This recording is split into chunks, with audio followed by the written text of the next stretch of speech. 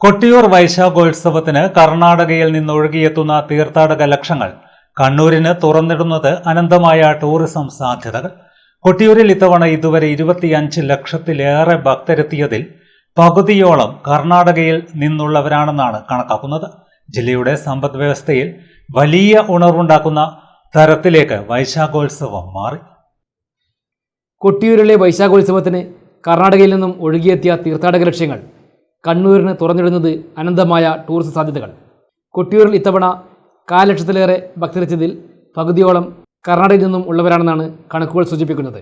ജില്ലയുടെ സമ്പദ് വ്യവസ്ഥയിൽ വലിയ ഉണർവുണ്ടാക്കുന്ന തരത്തിലേക്ക് വൈശാഖോത്സവം മാറുകയാണ്. കൃത്യമായ ആസൂത്രണത്തോടെ ഇത് ഉപയോഗപ്പെടുത്താനായാൽ മലബാറിലാകെ ടൂറിസം രംഗത്ത് മുന്നേറ്റമുണ്ടാക്കാൻ സാധിക്കും. ഇതിനനുസരിച്ചുള്ള മുന്നൊരുക്കങ്ങൾക്ക് സർക്കാർ തലത്തിൽ തുടക്കമിടേണ്ടതുണ്ട്.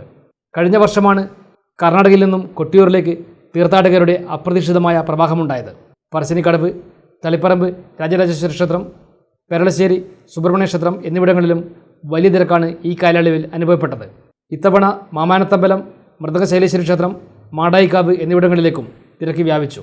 കണ്ണൂർ സെയിൻറ് ആഞ്ചലസ് കോട്ട, Payyambalam beach, Muzhappilangad drive in beach, ഏഴരക്കുണ്ട് വെള്ളച്ചാട്ടം തുടങ്ങിയ ടൂറിസം കേന്ദ്രങ്ങളിലും സഞ്ചാരികൾ ഒഴുകിയെത്തി. ഓഫ് സീസണായ മഴക്കാലത്താണ് കച്ചവട ടൂറിസം മേഖലകളിൽ അപ്രതീക്ഷിത ഉണർവേകി കർണാടകയിൽ നിന്നും ആളുകൾ എത്തുന്നത്. മഴയും പുഴയും കാടും മനുഷ്യനുമെല്ലാം ചേർന്ന അപൂർവമായ ആചാര്യങ്ങളുടെ സൗന്ദര്യമാണ് വൈശാഖോത്സവത്തെ കർണാടകയിൽ വൈറലാക്കിയത്. കർണാടകയ്ക്ക് പുറമെ തമിഴ്നാട്, തെലുങ്കാന തുടങ്ങിയ സംസ്ഥാനങ്ങളിൽ നിന്നും അനേകം തീർത്ഥാടകർ കൊട്ടിയൂരിൽ എത്തുന്നുണ്ട്. ഇതൊക്കെ കൃത്യമായ ആസൂത്രണത്തോടെ ഉപയോഗപ്പെടുത്തണമെന്ന ആവശ്യം ശക്തമാണ്.